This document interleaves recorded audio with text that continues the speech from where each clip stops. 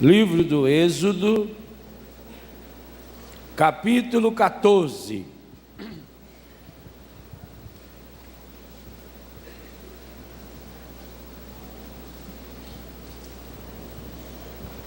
O povo de Deus, escravo no Egito, é chamado agora a fazer a experiência de uma vida nova. E depois que Deus havia realizado pelo menos 10 grandiosos milagres através de Moisés, as chamadas 10 pragas do Egito, ainda assim o faraó resolve perseguir esse povo. E o motivo que o faraó justifica é que não vai perder esse povo que trabalhava de graça para ele. Aqui nós sabemos muito bem, o faraó é a personificação do mal, é a personificação do demônio, é a personificação do encardido. E como ele está acostumado que nós trabalhemos de graça para ele, e alguns de nós até pagamos para trabalhar para ele, ele não quer nos perder. Por isso que mesmo depois de Deus já ter feito na vida de cada um de nós muitas maravilhas, ainda assim nós nos encontramos muitas e muitas vezes, e alguns de nós nos encontramos nessa situação agora, de fuga do pecado, de busca de uma nova vida, mas o faraó do mundo moderno continua nos perseguindo. O contexto desse texto nos ajuda a pensar nisso. O versículo 6 do 14 diz: o faraó mandou preparar seu carro e levou com ele suas tropas. Escolheu 600 carros dos melhores e todos os carros egípcios. Então quantos carros tinha? 600 dos melhores. E ainda todos os carros dos egípcios. Nós não sabemos quanto, 1.000, 2.000. Tem uma preposição aí, e todos os carros egípcios, com homens de guerra em cada um deles. Então eram milhares. Versículo 9: puseram-se os egípcios a persegui-los e alcançaram-nos em seu acampamento à beira-mar. Quando os egípcios enxergaram os judeus, eles estavam lá na beira-mar. Estava longe ainda. Por exemplo, quando eu vou para o aeroporto de Florianópolis, logo que eu passo Tijucas, ainda faltam uns 40 quilômetros até Florianópolis, mas já enxerga Florianópolis. Você vai fazendo curva até chegar lá. Se você estiver no sul da Espanha e tiver um dia claro, do outro lado você enxerga o norte da África. Mas para atravessar aquilo, não sei quantas horas vai. De barco até que vai rápido, quer ver nadando. Então quando aqui diz que eles alcançaram, é assim, eles viram eles lá na beira do mar, mas tinha ainda aí uns 30, 40 quilômetros. Aproximando-se o faraó, versículo 10, os israelitas, ao levantarem os olhos, portanto, teve que olhar lá longe, estava longe ainda, viram os egípcios que vinham ao seu encalço. O que significa essa palavra? Em pé? Não, já falou que está de carro. Que vinha lá atrás deles. Eles não estavam lá fazendo piquenique, não. Eles não tinham ido fazer veraneio. Eles não estavam levando uma tula para passar um dia na praia, que nesse povo que aluga ônibus e passa o dia inteiro lá na praia, comendo frango e larga aqueles ossos tudo lá na praia. Não passa nem bronzeador, não, eu quero voltar moreninho. Voto vermelho feito pimentão. viram os egípcios que vinham ao seu, o bicho está vindo na nossa direção. E o que aconteceu com eles? Segunda parte do versículo 10: foram tomados de espanto. E o que fizeram? Invocaram o Senhor, clamando em alta voz. O que significa isso? Eles ficaram desesperados. Pensa bem, viu uma multidão daquela, o próprio faraó lá, o povo de Deus andando a pé, com alguns camelos velhos, carregando as tranqueiras, a velharada e as gordas que não aguentavam andar. E isso acabava ainda com os camelos mais ainda. E lá atrás o faraó, dele tinha 600 carros, mais os carros tudo dos egípcios. Eles ficaram tomados de espanto. Invocaram o Senhor clamando em alta voz. Clamaram a Deus e disseram o que para Moisés? Versículo 11. Aqui está a oração que o católico mais e melhor sabe fazer. Não havia porventura túmulos no Egito para que nos conduzisses a morrer no deserto? Por que nos fizeste isso, tirando-nos do Egito? Não te dizíamos no Egito: deixa-nos servir os egípcios, é melhor ser escravo dos egípcios do que morrer no deserto. Meus irmãos e minhas irmãs, essa frase para mim é obstáculo número 1 para que experienciemos milagres.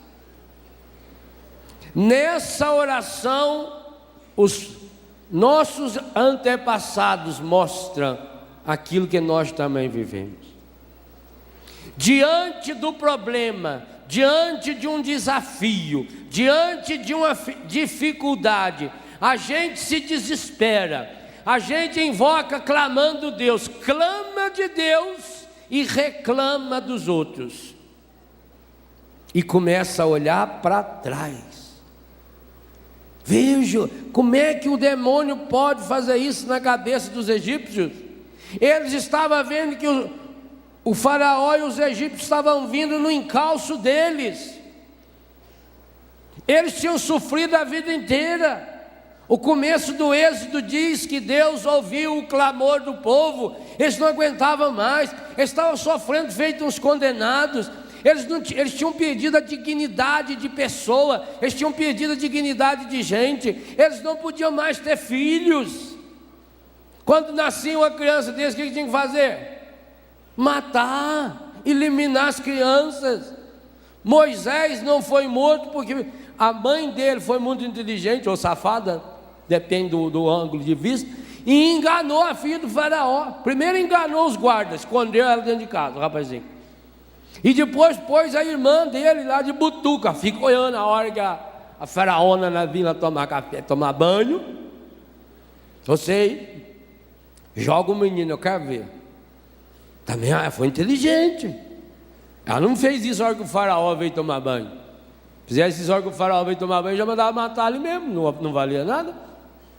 Então, um povo que tinha perdido a dignidade, um povo que trabalhava escravo e que tinha inclusive que produzir sem receber material, um povo que vivia de migalhas. E o que esse povo está dizendo agora aqui na hora da raiva para Moisés? Na hora da raiva, não, na hora do medo, no versículo 11 e 12: nós queríamos ter ficado lá. Por que não deixou nós lá? Será?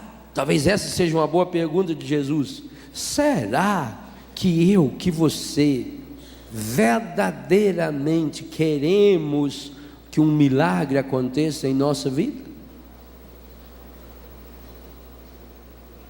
Será que nós também não estamos morrendo de saudades do Egito que nós já vivemos? Muitos de nós aqui queremos ser curados sem mudar de vida. Muitos de nós aqui queremos ser curados para a gente ter saúde para continuar pecando. É como um sujeito que é especialista em matar os outros. Ele tem uma espingarda daquelas chique que tem uma luneta em cima e ele ganha por cabeça. Cada um que ele elimina, ele ganha 100zão. Aí ele começa a ter problema no olho, ele não está enxergando mais, está dando uma catarata no olho. Aí ele faz uma promessa para Santa Luzia: olha, Santa Luzia, se a senhora curar meus olhos, de cada um que eu matar, eu vou dar R$30 para canção nova. Piada? Será que a gente não faz isso? Na prática, nós queremos ser curados para continuar pecando. Por que eu quero que Deus me cure? Para eu continuar vivo. Oh, que inteligência!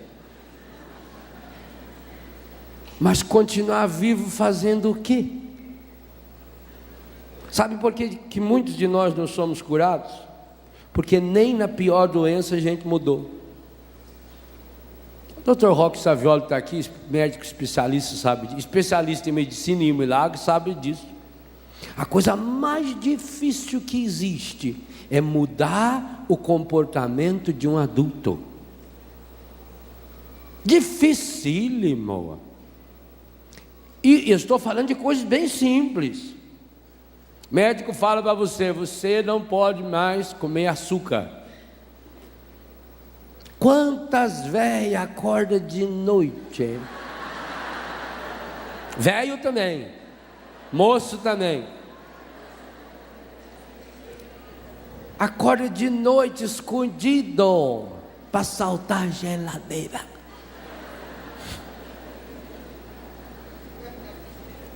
Ou não? A gente chega assim, pega, de repente já está lá na boca assim, disfarçando. Nunca mais comeu. Aí a senhora fez o exame, fez. Olha, falei para a senhora que a glicose da senhora está alta, né? Falou. E aí, conseguiu ficar sem açúcar? Ah, nunca mais. Desde que eu vim aqui, nem olho para açúcar. Aí examina a glicose dela, está 6 vezes mais. Então está entrando pela unha do pé. A senhora deve estar morando num lugar assim que é um lodo de açúcar, onde a senhora pisa o açúcar e entra. Não tem outra explicação. Ou vai ver que tem muito pernilongo, e como o marido da senhora come muito açúcar, o pernilongo morde ele, depois morde a senhora, passa açúcar do marido. Talvez seja isso. Ah, meus irmãos, é muito difícil mudar comportamento. E por que é difícil mudar comportamento? Porque é difícil mudar a cabeça. O povo é cabeça dura. E quem falou isso a opção de vez aqui na Bíblia foi Deus. Esse povo tem a cabeça dura. Vejam, depois que Deus fez tudo o que fez, depois que o povo penou, leia depois com calma Êxodo de 1 a 9, de 1 a 13. O sofrimento daquele povo, aquele povo não tinha dignidade, aquele povo não tinha honra, fazia com eles o que bem entendia, não tinha mais o direito de ter filhos. Imagina, uma mãe tinha que matar o filho. Agora, quando vê que o faraó está vindo atrás, e logo na frente tem o mar, desespera-se e mostra que não mudou nada. Não condena esses coitados aqui não, hein? Porque se for para dar nome aos bois, talvez você tenha que botar o seu aí. Você está doente? Você está vivendo uma dificuldade econômica? Seu filho, sua filha está na droga? Pergunto, você está precisando de um milagre? Não responda. Você está precisando de um milagre? Então você precisa fazer a seguinte pergunta nesse acampamento: o problema que eu estou vivendo, 3 pontinhos para você escrever qual é ele: doença física, psíquica, afetiva, espiritual, econômica, comunitária, social, o que for, seja lá o que for que você estiver vivendo. O que essa situação que precisa de um milagre e que somente um milagre de Deus é capaz de resolver, porque também, se você não chegar a essa conclusão, não tem milagre. Enquanto você achar que existe uma saída humana, esqueça, Deus não faz milagre. O milagre vai começar a acontecer a hora que você se convencer: eu sou absolutamente impotente, eu não tenho saída, eu não consigo resolver esse problema, eu não tenho mais outro caminho, eu não tenho cura, eu não sei, eu não tenho. Ao conscientizar-se disso, é preciso fazer a seguinte pergunta: o que é que esse problema, essa doença, essa dívida, essa dúvida, o que é que isso mudou a minha vida para melhor? E digo a você, com toda a honestidade desse mundo, enquanto não respondemos afirmativamente a essa questão, não tem milagre. É um obstáculo, é uma barreira que impede-nos de enxergar e de abrir, porque o que eu falei ontem, para que um milagre aconteça precisa 100% humano, 100% divino, não precisa se preocupar. Deus é 100% sempre, sempre. O Pai faz chover sobre justos e injustos. Deus não precisa nem da sua fé para fazer milagre na sua vida. Precisa da sua fé para fazer a sua parte no milagre. Por quê? Gente, para entender o milagre, marca esse texto aí, porque nós vamos voltar nele.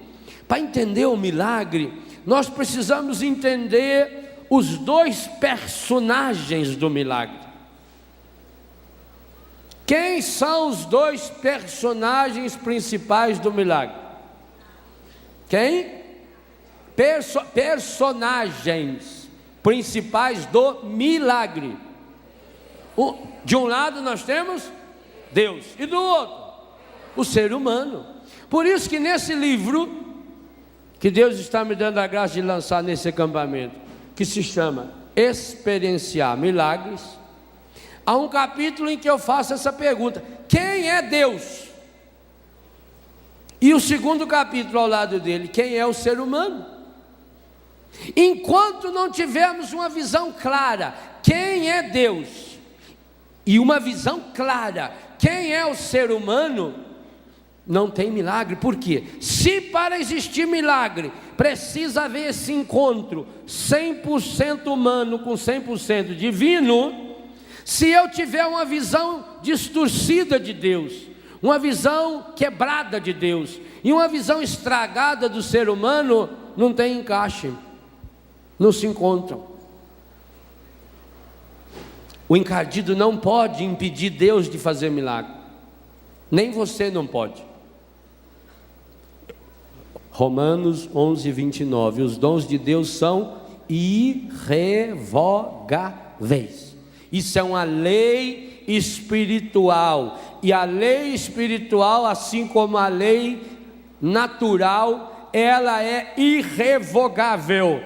Se eu jogar essa blusa no chão, o que acontecerá com ela? Muito bem, quem descobriu essa lei? Isaac Newton. Chama-se a lei da gravidade. Antes que Newton tivesse descoberto essa lei, se eu jogasse esse pelitozinho meio sudinho aqui no chão, por acaso ele não cairia? Ele ia ficar parado aqui? Não, o Dr. Newton não descobriu ainda a lei da gravidade, não posso cair. Ou por acaso ia subir? Não, porque o que o Newton descobriu é que a lei da gravidade, tudo aonde tem gravidade vai para o centro da terra, pronto. Isso é uma lei, não foi o imperador que determinou, a partir de hoje, toda a blusa que eu jogar cairá. Você sabia que foi Newton que inventou essa lei? Que criou essa lei, ou descobriu essa lei? Mas você já experimentou essa lei na sua casa? Inclusive às vezes com a oração israelita. Quando derrubou aquele prato, quando quebrou aquele copo, e aquilo foi caindo, e você fez aquela oração linda, aquele louvor israelita, não foi? A lei espiritual irrevogável. Os dons de Deus são irrevogáveis. Você vai lá na pior penitenciária do mundo, o pior criminoso do mundo, a unha dele cresce, o sangue dele corre, o coração dele bate, o cabelo dele cresce, porque são leis irrevogáveis. Ora, então volto no que eu dizia, o encardido não pode impedir Deus de fazer milagres, não pode, ele não tem esse poder. Que poder ele tem então? De desviar a nossa atenção, de fazer com que tenhamos uma ideia errada de Deus, e de fazer com que tenhamos uma ideia errada de nós mesmos. Então nós olhamos para Deus como se Deus fosse um velhinho que criou o mundo há 15 bilhões de anos atrás, mais ou menos. Há uma dúvida aí de questão de horas, se foi cedo de tarde ou de noite. E que ele há 15 bilhões criou o mundo, investiu no mundo e agora está sentado lá numa cadeira de balanço, esperando o retorno do investimento que ele fez. Outros até se dizem cristãos, mas dizem, não, Deus é indiferente, Ele criou o mundo tem as suas próprias leis, e Deus está lá, Ele não interfere. São ideias, filosofias a respeito de Deus. Eu falo nesse livro Experienciar Milagres. Alguns anos atrás, alguns anos não, já tem muito, existia aquilo que chama-se o ateísmo filosófico. Ateu era aquele que negava Deus. Entrou em desuso. O último ateu sério que existiu nesse mundo morreu já tem uns 30 para 40 anos, Jean-Paul Sartre.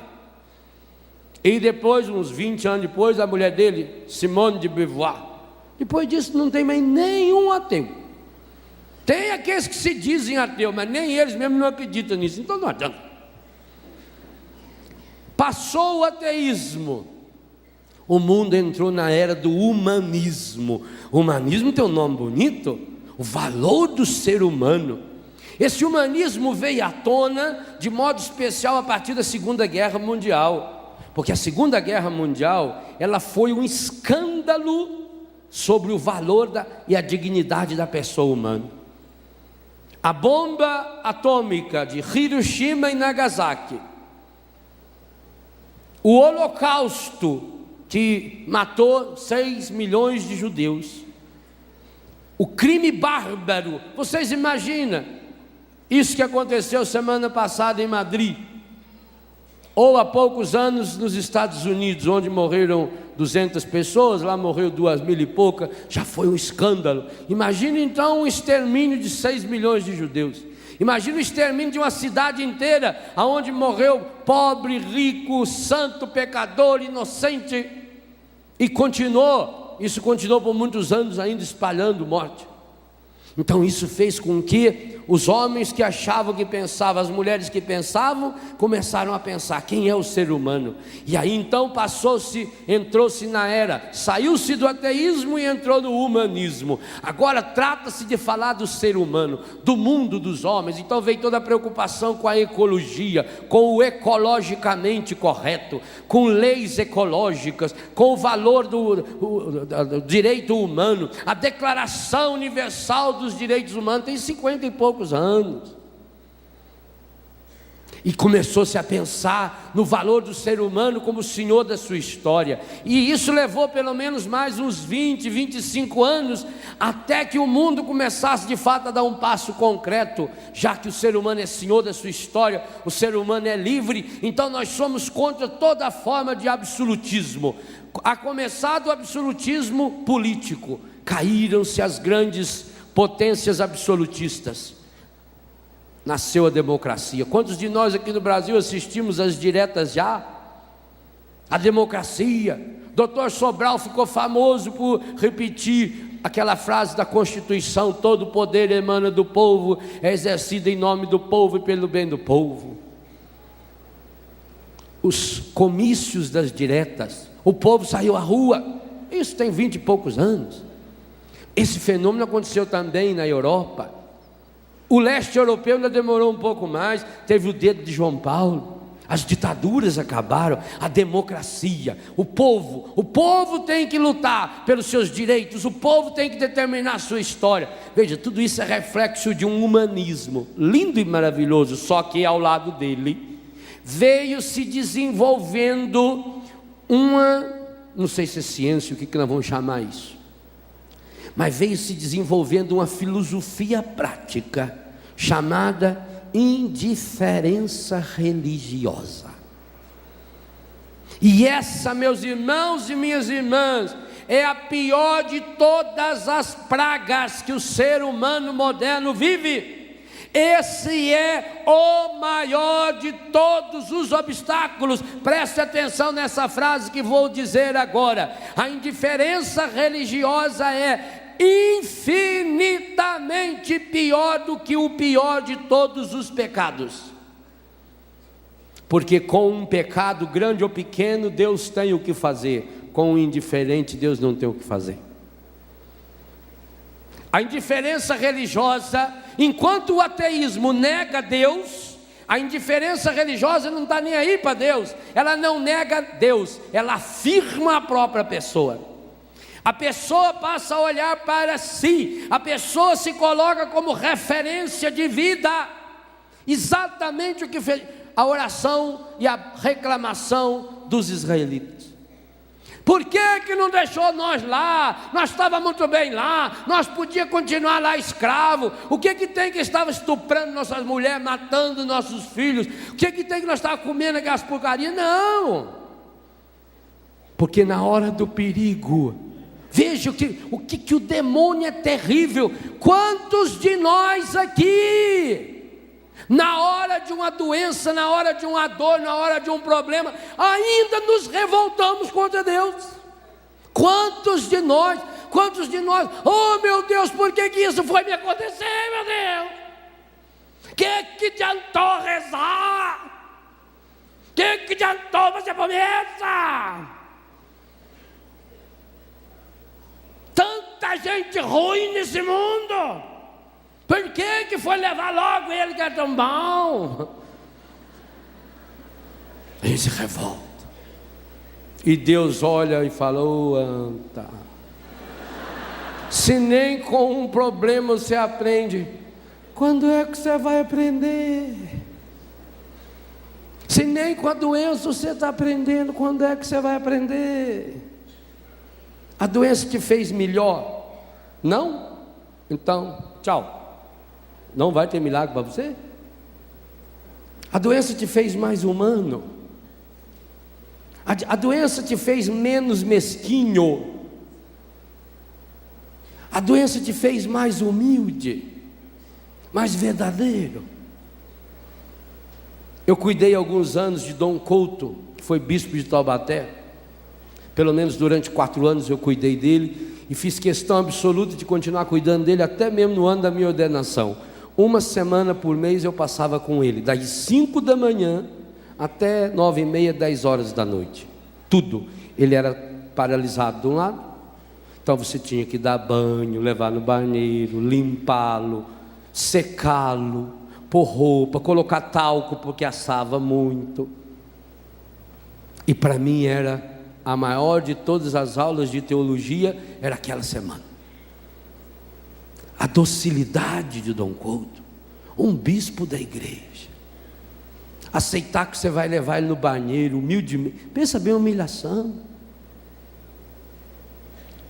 Com dificuldade falava, terminei, para você ir lá arrumar um papel e passar, feito uma mãe faz numa criança, um bispo da igreja. De não conseguir dar passo, para dar um passinho você tinha que segurar com calma. De ficar nu, e você secando e colocando talco nele, principalmente nas regiões genitais, nas nádegas, porque era onde assava. E nunca ouvimos uma palavra de um murmúrio, nunca, nunca, nunca. Cada dia o corpo do Dom Couto estava pior, mas o seu coração estava melhor. Cada dia ele estava mais humano, cada dia ele estava mais santo. E que coisa interessante, a gente limpava aquele corpo dele, sujo. Você sabe, uma pessoa que toma muito remédio, o remédio sai nas fezes, na urina, que ele tem um fedor medonho, terrível. Não é assim? É. Pois cada vez a gente via menos o corpo estragado e via aquela alma linda dele, linda, linda, linda, linda. Eu tive a grande graça, o dia da minha ordenação, além do bispo que me ordenou, Dom Opperman, estava Dom Couto. Precisou da ajuda do Dom Opperman para levantar a mãozinha esquerda, porque ele era mole. A única mão que eu sei que quando pôs na minha cabeça foi a dele. Tinham 50 padres, 2 bispos, ficava com os olhos fechados. A hora que ele pôs a mão eu sabia que era dele, porque era aquela mão pesada assim, fria. A doença foi melhorando a cada dia, o corpo foi piorando cada dia, e foi piorando muito. Depois ainda ele levou alguns anos até morrer, e piorou muito, babava, já não conseguia comer direito, já não conseguia dormir direito, mas a alma estava cada dia melhor. Então eu queria perguntar isso a você hoje, meu irmão, a sua doença, a sua dívida. Quantas pessoas, quando vem uma dívida, uma desgraça, piora? Quanta gente, quando perde um emprego, vai para o boteco beber? Nós precisamos fazer economia. O maço de cigarro continua no bolso. Está desempregado, continua fumando. Aí Deus olha, e a pessoa fala, ai meu Deus, me ajuda a arrumar um emprego. Aí Deus olha e fala, não está precisando não. Pois enquanto tem 1 bilhão de pessoas passando fome, ele está queimando dinheiro, ele é louco, não ganha dinheiro e queima dinheiro, é problemático. Você melhorou? Ou você pega o prato de comida e reclama? Mas eu não consigo comer, e não vai conseguir mesmo. Talvez na hora que viesse aquele prato de comida que você não consegue comer, começasse a agradecer a Deus, mudaria. Não Deus não precisa mudar, gente. A oração não é para mudar Deus, a oração é para mudar me.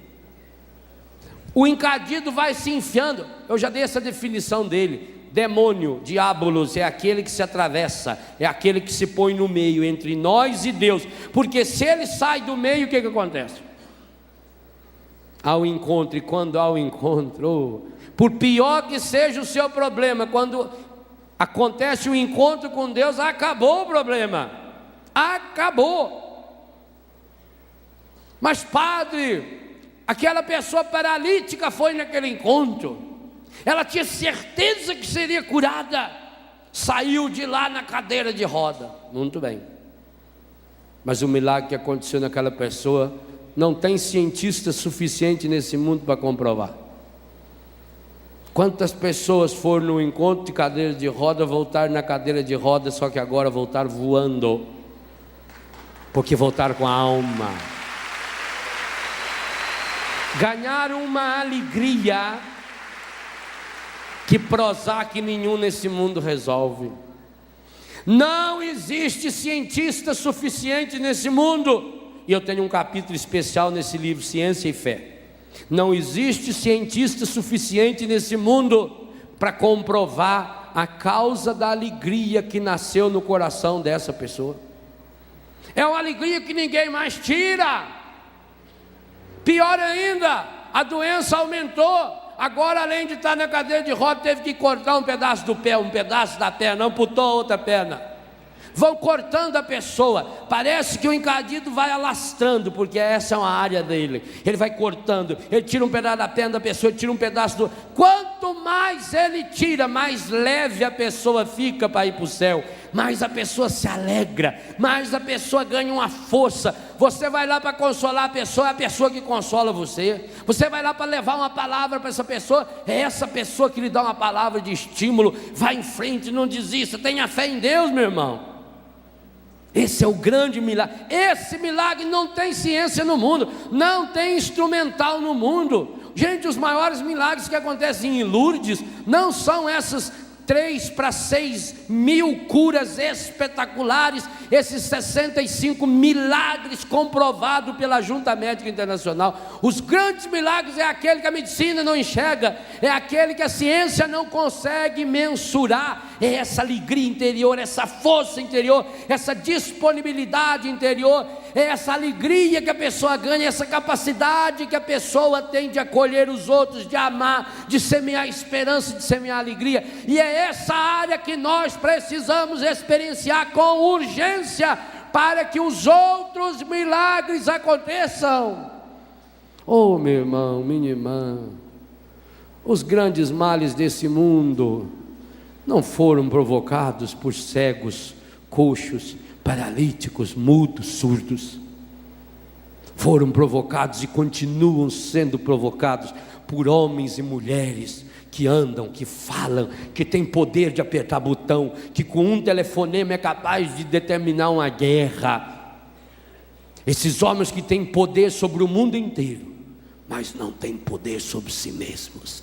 Esses são os grandes perigos do mundo. Esses são os grandes obstáculos para o milagre. Então a pergunta eu retomo: será que essa não é a sua oração? Por que não me deixou lá? Por que não deixou nós lá no Egito? Será a sua doença, a sua dívida melhorou você? Se não melhorou, você vai piorar muito ainda. Você também. Você. Mostra para mim, assim, fala, você, Léo. Isso, que aí nós estamos 1 a 1. 1 a 1 não, que vocês são a maioria e ganham. Se eu não melhorar com a minha doença, com os meus problemas, eu vou piorar muito. Muito. E para você também. A doença te fez mais humano? Melhorou sua língua? Essa doença que você tem no pé, melhorou sua língua? Se a doença que você tem no pé não melhorar a sua língua, você não terá a cura do seu pé. A doença que você tem na cabeça melhorou seu coração? Se a doença que você tem na cabeça, pode ser lá essa veia entupida, pode ser essa bolota de carne podre que tem lá dentro, melhorou o coração? Não? Então vai aumentar muito, até melhorar. E tomara a Deus que aumente mesmo, porque, oh meu Deus, tomara que a gente consiga melhorar. Tomara que a gente consiga aprender. Olha a burdoada. Essa é a oração minha e sua. Moisés respondeu ao povo, e responde hoje a essa multidão aqui, e a essa multidão espalhada mundo afora: não temais, com exclamação ainda, tem de ânimo, e, leiam aí, leiam.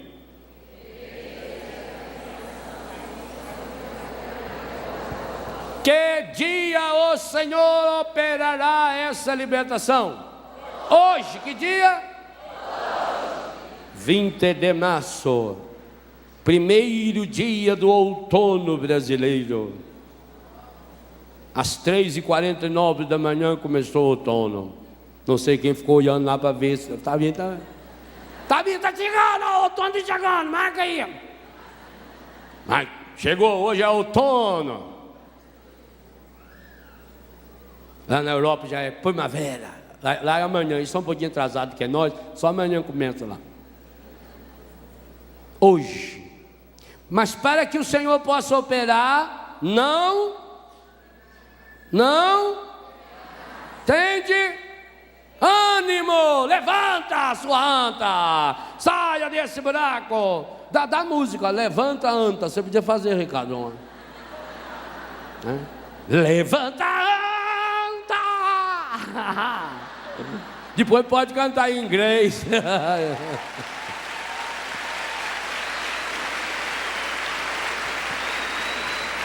Levanta, rima. O Senhor vai operar em vosso favor. Os egípcios que hoje vedes, não os tornareis a ver jamais. Mas para que você não veja fora, primeiro você precisa tirar eles de dentro. Gente, o esquema que vai seguir é fabuloso. Tem esse livrinho aqui que Deus me deu a graça de estar lançando junto, Roteiros Bíblicos, aonde eu tomo, esse texto está aqui nesse livro, e vou mostrando a dinâmica que Deus vai fazendo através da Bíblia, nos ensinando a rezar. Essa dinâmica aqui é espetacular. São livros complementares. Eu queria escrever tudo num só, mas aí ia dar 600 páginas, ninguém compra, ninguém lê. Aí a gente tem que ir diminuindo. É bom, né? Que aí faz bastante. Nossa, já escreveu 10 livros. Junta os 10 não dá um. É vantagem. Tá beleza. Os egípcios que hoje vedes, não os tornareis a ver, a não ser que o guardeis no vosso coração. Por isso que vai vir logo em seguida a dinâmica de Deus. Versículo 14. Grave esse versículo, decore esse versículo. Vai, decore assim, Êxodo 14, 14. Êxodo 14, 14. Êxodo 14, 14. Êxodo 14, 14. Êxodo 14, 14. Parece até oração em língua. Êxodo 14, 14. Êxodo 14, 14. Êxodo 14, 14. Êxodo 14, 14. Êxodo 14, 14. Decora. Porque aí está escrito: o Senhor combaterá por vós. Tome posse dessa palavra. Esperando contra toda esperança. Missa de ontem à noite. José acreditou. José tomou posse da promessa, tomou posse da palavra. Por isso que a liturgia de ontem nos trazia Abraão, que acreditou no impossível. Sai da tua terra e vai. Crê na promessa de Deus. Eu creio nas promessas de Deus. Nós cantamos isso, até cantamos muito afinadinho, mas não acreditamos. Tome posse dessa palavra. Êxodo 14, 14. O Senhor combaterá. Combaterá é brigar. Deus está brigando com o encardido por minha causa e por sua causa. Mas acontece que na maior parte das vezes você está dando instrumento de luta para o demônio, porque o guarda dentro de si. Por isso que é cura e libertação. Sem libertação não tem cura. Está em Atos dos Apóstolos, capítulo 10, verso 38, quando Pedro diz: Jesus de Nazaré, passou fazendo o bem, curando todos aqueles que eram dominados pelo demônio. Sem libertação não tem cura. Eu falei ontem, sem limpar o machucado não adianta nada botar remédio. Primeiro tem que limpar, raspar, secar. Senão não tem como. Senão nem enxerga onde está o problema. O Senhor combaterá, combate, é guerra. Quanto a vós, nada tereis a fazer, nada. A começar de não ficar murmurando. Versículo 15. Quem falou isso foi Moisés. Agora vem Deus falando. O Senhor disse a Moisés: por que clamas a mim? Por que será que Deus fez essa pergunta para Moisés? É como se Deus estivesse dizendo: olha para trás, Moisés. Você já esqueceu tudo que você fez, sua anta? A sua bengala virou uma cobra? Você entupiu o terreno todinho do Egito, do faraó, de rã, rapaz. Você transformou o Nilo em água vermelha. Agora está aí gaguejando. Ele não dá o jeito, rapaz. Sai dessa, Moisés. Dize aos filhos de Israel que... Está escrito o que aí? Que se ponha a caminho. Para de reclamar, para de ficar lá muriando, para de ficar olhando para trás. Há dois lugares que a gente olha muito quando a gente está doente, quando a gente está com problema. Ou a gente olha muito para trás, ou a gente olha muito para dentro da gente. E fica, por que isso? Por quê? Porque morre, filha da mãe. Que se ponha a andar. Deus está dando essa ordem. É muito simples falar, não é não? Só que tinha um probleminha. Atrás, de longe, uns 40 quilômetros, via o exército do faraó com cavalo, cavaleiro, carro, automóvel, ônibus, trator. E na frente tinha um pequeno obstáculo. O mar. Caminha. Eu gosto de Deus, Ele é joia demais. Você, Moisés, faz o serviço, rapaz. E tu, levanta a tua vara, o cajado.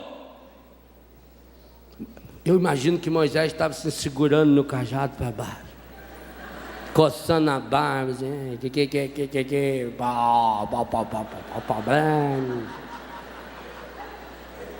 levanta a mão sobre o mar e fere-o,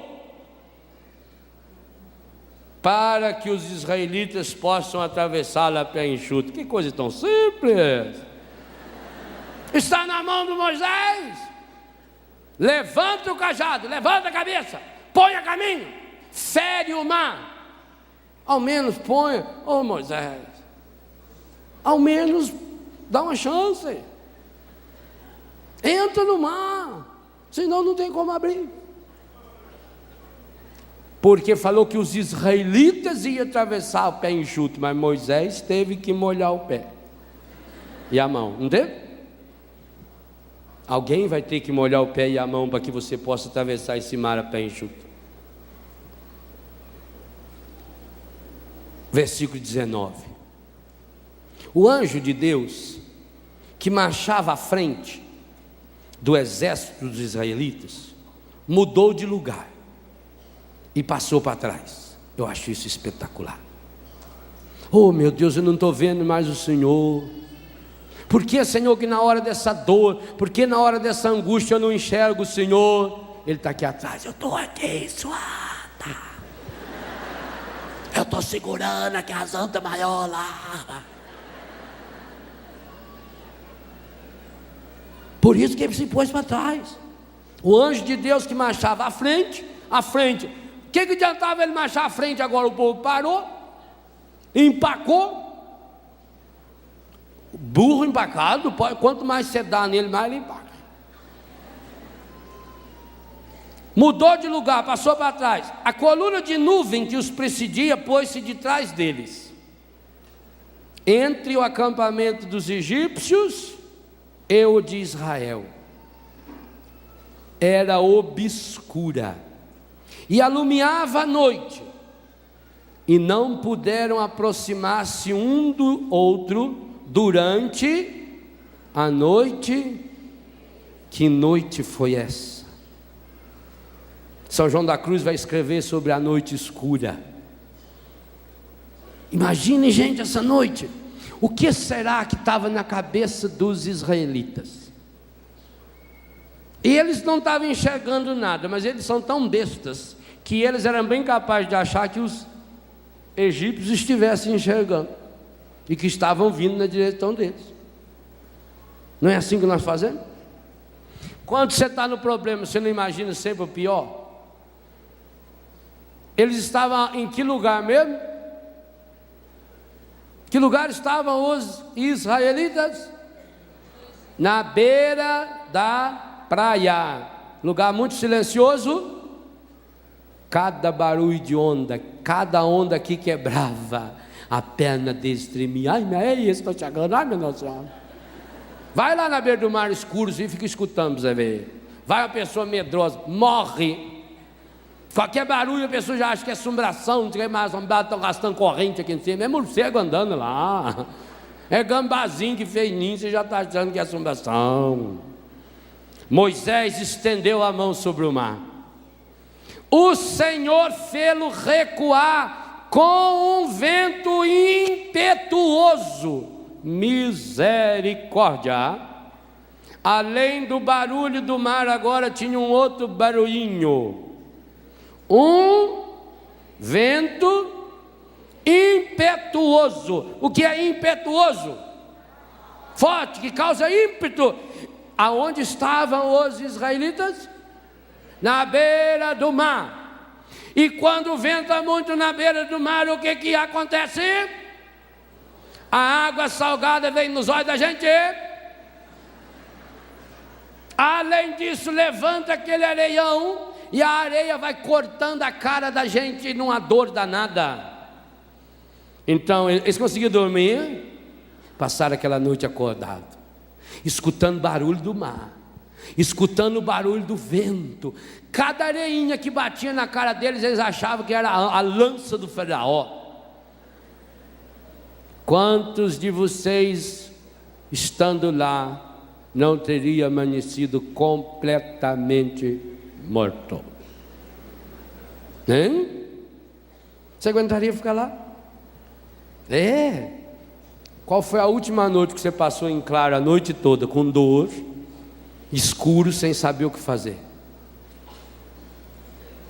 Essa noite escura que você vai experimentar, se não experimentou, vai experimentar. Quantas noites você já passou chorando, arrependido por um pecado que fez? Quantas noites uma passou angustiada, pedindo a Deus que o seu menino voltasse, que a sua menina voltasse, que o seu marido saísse daquela zona, ou da casa da amante? Quantas noites, senhora, o senhor, você passou deitado numa cama, com dor, tomando remédio, aqueles remédios pesados, injeção, e dor. E você olha naquele relógio, 2h49. Aí você sofre, meia hora, olha, 2h49.2. Não é assim? É essa noite escura. Quem não passa pela noite escura não tem milagre. O que você faz com sua noite escura? Um vento do Oriente que soprou toda a noite e pôs o mar a seco. Os israelitas viram? Estava escuro. As águas dividiram-se, abriu dois caminhos. Os israelitas desceram a pé enxuto no meio do mar, enquanto as águas formavam uma muralha à direita e à esquerda. Que coisa linda! Que milagre lindo, que milagre maravilhoso! Pergunto: você entraria naquele corredor?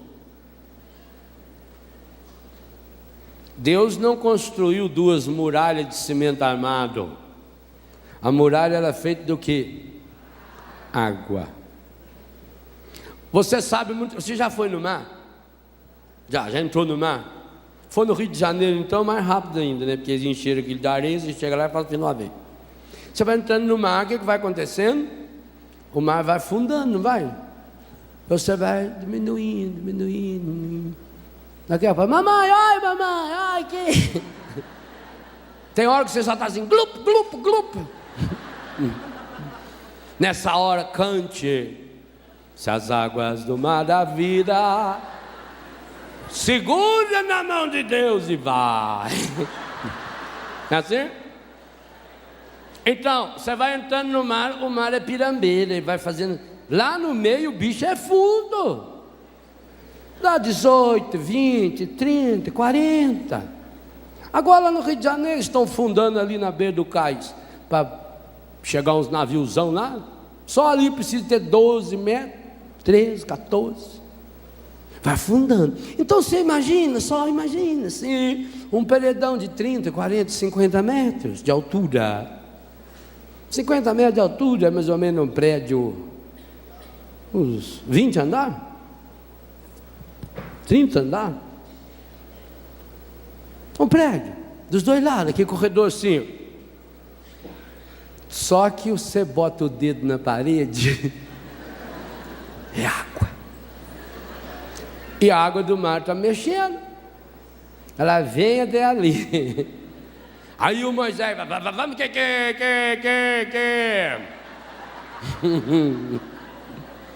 Aí você entra. Você já deve ter entrado num corredor, já viu uma coisa. Quando você está mais ou menos no meio do corredor, você olha, você tem a impressão que ele está fechando. Não tem? E aí você olha para trás, tem a mesma impressão que ele está. Aí meio desesperado, fala assim, você já notou? Parece que está ficando mais estreito lá na frente. Está parecendo mesmo. Olha para você não dar a impressão que a água está mexendo. Lá parece que está até meio fechada, é mesmo. Mas não quero falar nada não quero ser pessimista. Parece que lá atrás já fechou. Isso não. E agora? Pergunta de ontem, e agora, José? O que você faz? O que você faz? Nada. Nada. Você está lá. Não tem outra coisa a fazer a não ser nada. Qual é a única coisa que o morto come? O vivo, se comer, morre. E Deus não come nunca. Nada. Então, se você está lá também, não faça nada. Deixa Deus conduzir você. Meu irmão, minha irmã, se fosse hoje para acontecer esse milagre, você entraria naquele corredor aquático? Eu vou confessar a vocês com toda a honestidade da minha vida. Se não me arrumasse uma roupa de mergulhador, um navio muito caprichado, com a boia, uma vez lá na praia, queria que eu pulasse lá no mar. Se não me arrumasse uma boia que eu vesti, fiquei um espetáculo, aquele negócio aqui, colete estopado, quase morri só de pular ali. Eu não iria. Você iria? Eu não. Você pode treinar aqui perto, aí no Paraíba, hoje, no almoço, você desce aqui, vai lá. Abre-te e entra nele. Treina.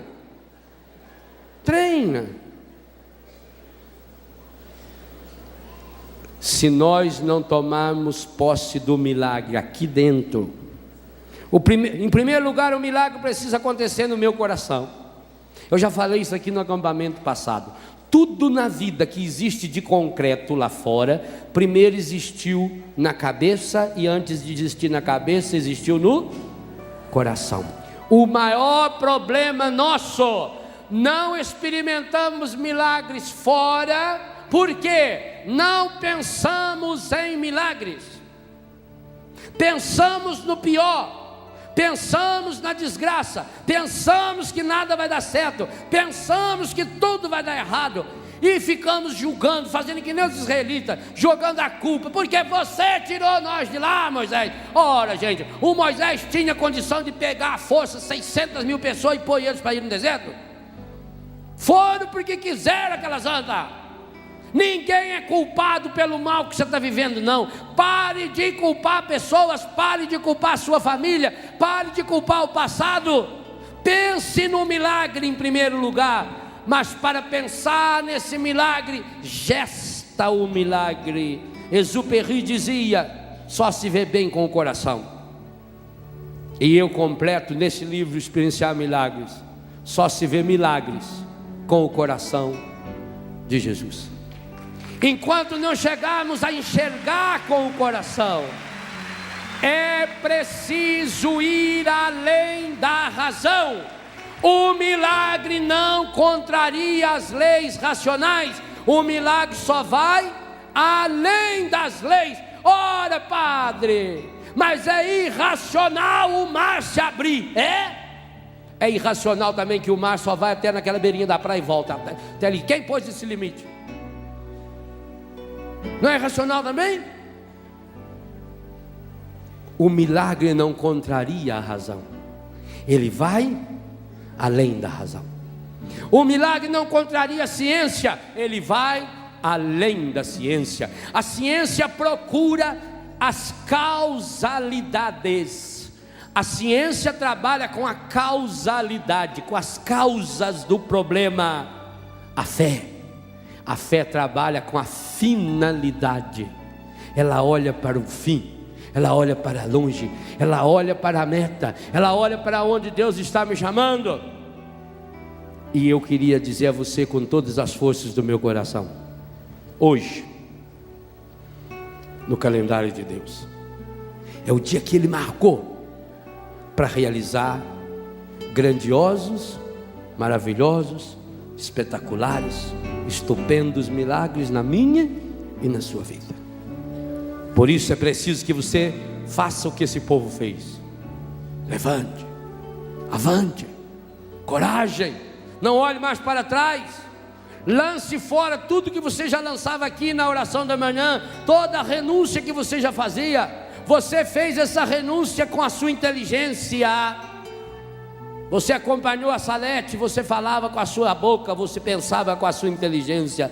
Agora é preciso que você comece a lançar fora essas contaminações estragadas com o seu coração. Se você não vê com o coração, você não enxerga o essencial. Se você não enxergar com o coração de Jesus, você não enxerga milagres. Então diga hoje para Deus: eu quero enxergar milagres, eu quero tomar posse do milagres. Pai santo, Pai querido, Pai amado, o Senhor sabe que eu estou mergulhado no pecado, mergulhado na doença, que eu não acho saída para essa minha situação, para esse meu problema, para essa minha enfermidade, e que tantas e tantas vezes, Pai, mesmo sabendo que essa minha doença, que essa minha enfermidade, que essa minha dívida, que esse meu problema foram consequências de erros, pecados que eu fiz, que fizeram comigo, erros e consequências da minha história, eu não tive coragem ainda de tomar o meu coração e colocá-lo em suas mãos. Eu estou gestando no meu coração, eu estou fazendo nascer cada dia no meu coração,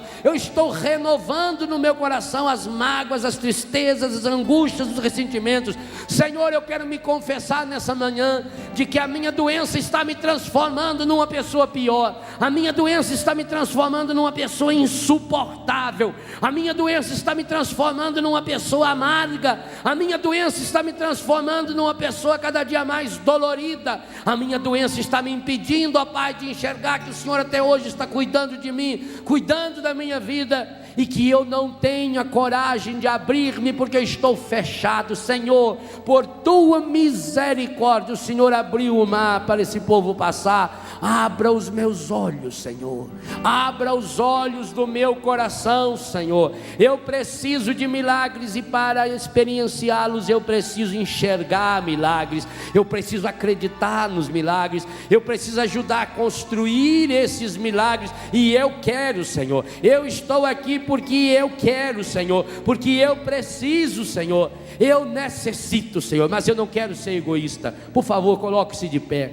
Eu não quero ser egoísta, Senhor, por isso agora eu peço por esse meu irmão, toque com a mão direita na pessoa, no ombro ou na cabeça. Você está bem perto, pode botar a mão na cabeça da pessoa com muito carinho. Coloque a mão na cabeça dessa pessoa que está do seu lado. Se você não sabe o nome, pergunte e ore por ela agora pedindo: Pai santo, Pai querido, Pai amado, em nome de Jesus, no sangue dele, na força dele, eu suplico agora por esse meu irmão, por essa minha irmã. para que hoje ele possa experienciar esses milagres que o Senhor tem a realizar na sua vida. Que o Senhor tire da sua cabeça todo o pessimismo, todo o negativismo, todas as coisas estragadas que foram sujando a sua mente, sujando a sua cabeça, sujando os seus pensamentos, sujando a sua inteligência, sujando a sua memória, sujando as suas lembranças. Exatamente ali, no lugar onde ele é chamado a tomar as decisões, aquilo está sujo e ele não está podendo tomar essas decisões. Eu peço, derrama agora essa água viva do Espírito Santo para lavar essa cabeça, mas faça também com que essa água desça agora ao seu coração, vai ao mais profundo do seu coração, para tirar do seu coração as sujeiras que ali se encontram, a mágoa, o ressentimento, a tristeza, o pessimismo, o negativismo. Derrama o seu Espírito, ó Pai, água viva, esse mar da sua misericórdia, aonde nossos pecados já foram afogados um dia. Derrama ali, ó Pai, por tua misericórdia infinita, por tua bondade infinita, a água viva no coração desse meu irmão, no coração dessa minha irmã. Nós, ao colocarmos as nossas mãos, ó Pai, sobre esse irmão que está aqui do nosso lado, nós também queremos que a sua mão misericordiosa chegue agora ao coração dessa pessoa, desse irmão, dessa irmã que está nos assistindo pela televisão, ouvindo pelo rádio, nos vendo pela internet, ouvindo pela internet.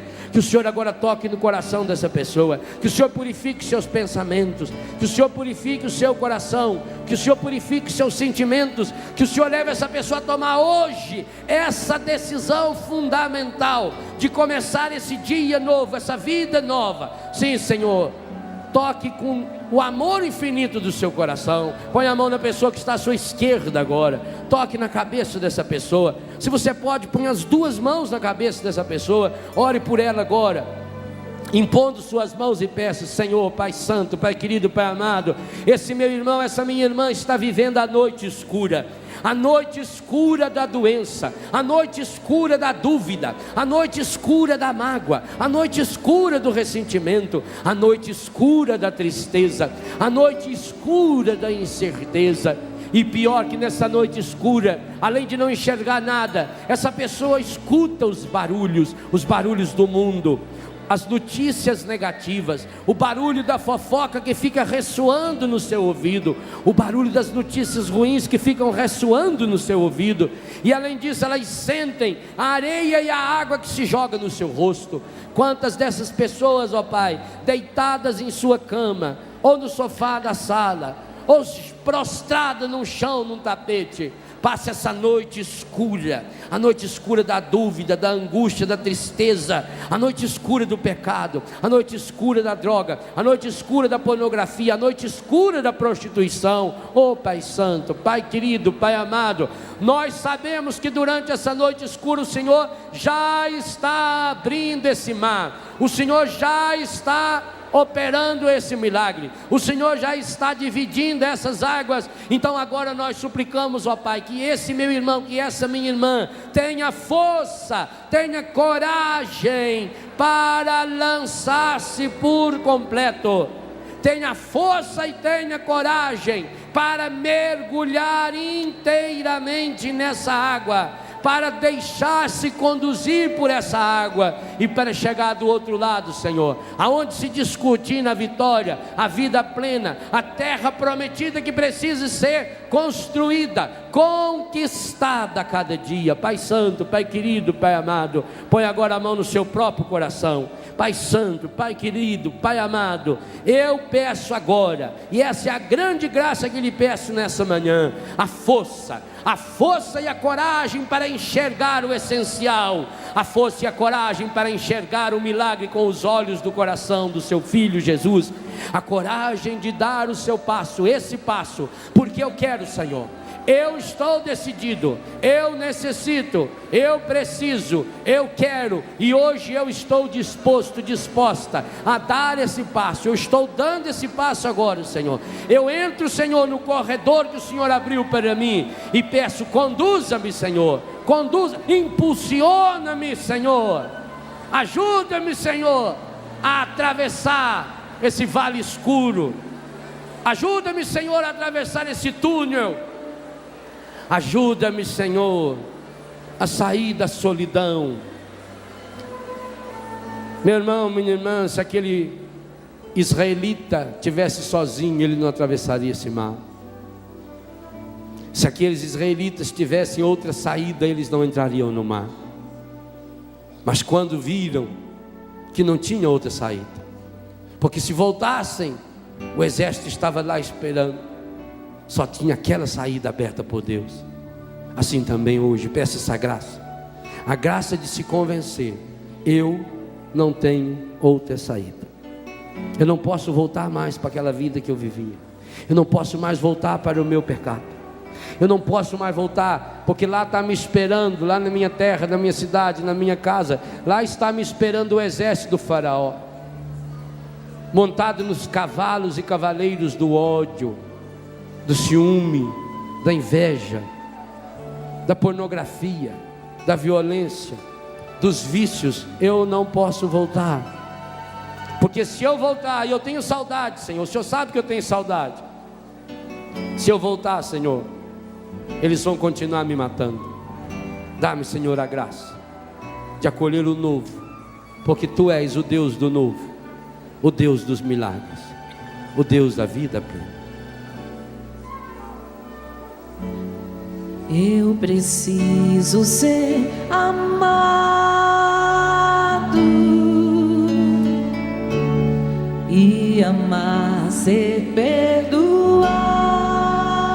Estenda sua mão para o alto. O caminho é Jesus, o caminho é Jesus, o caminho é Jesus, o caminho é Jesus, o caminho é Jesus, o caminho é Jesus. Eu procuro a verdade, eu procuro a verdade, ver a Deus, eternidade, ver a Deus, eternidade. A verdade é Jesus. Força! É Jesus. A verdade é Jesus. Diga bem forte. A verdade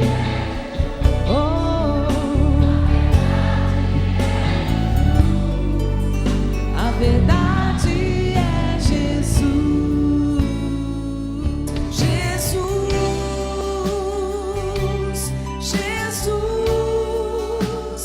eu confio em vós, eu confio em vós.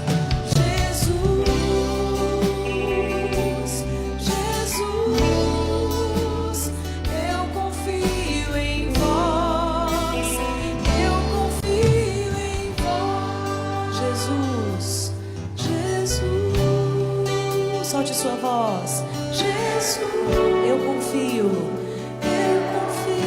em vós, eu confio em vós.